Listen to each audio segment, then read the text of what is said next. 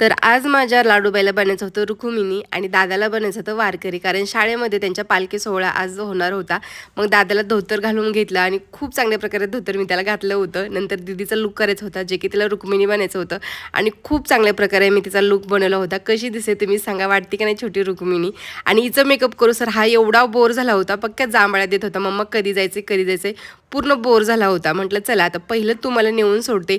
आणि एवढं छान वाटत होते ना, सगळे जर वारकरी पोशाखामध्ये आले होते, मुलींनी साड्या घातल्या, त्या मुलांनी नाही का टोप्या वगैरे घातल्या, ते खूप छान दिसत होता.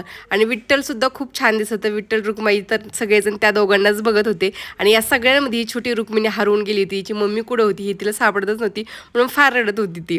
घरी आल्याच्या नंतर म्हटलं चला आता पोटापाण्याचं पाहू, फ्रेश झाले, कारण आज उपवास होता आणि भूक पण लागली होती.